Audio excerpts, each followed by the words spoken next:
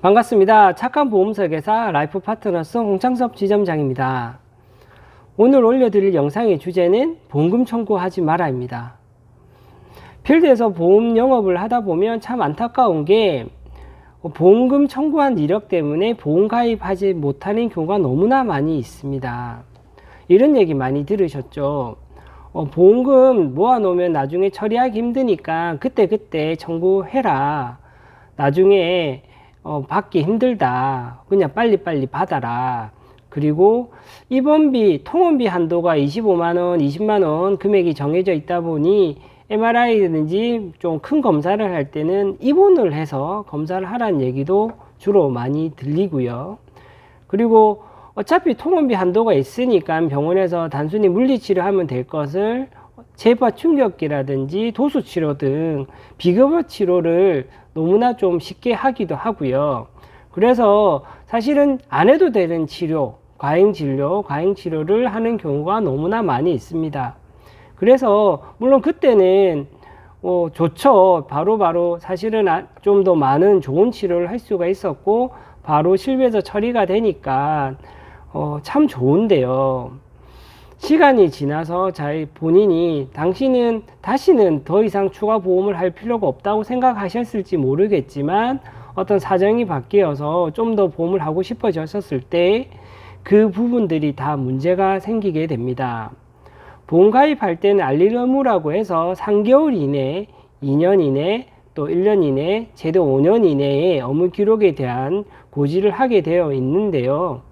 우리가 보험금 실비 청구를 위해서 보험금 청구를 하는 순간 그 관련된 업무 기록이 다 있어서 사실은 고지를 하지 않아도 되는 자잘한 통원에 대한 의무까지 보험사는 다 심사 기준으로 삼게 되어 있고요.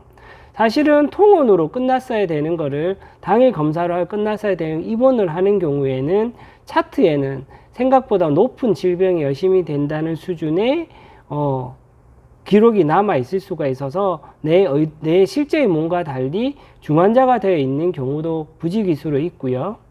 그래서 내가 내 차트상으로 봐서는 내 실제랑 달리 중환자가 되어 있고 큰 병이 있고 특히나 허리, 도수치료, 체부하 충격기 치료 등을 좀 수차례 받는 경우에는 만성질환자까지 되는 경우가 있어서 그 뒤에 내가 병을 가지 않았다 하더라도 전혀 아프지 않다고 하더라도 기록상에는 내가 중환자가 되어 있는 경우가 있어서 추가 보험 가입할 때 굉장히 어려운 경우가 많이 있습니다.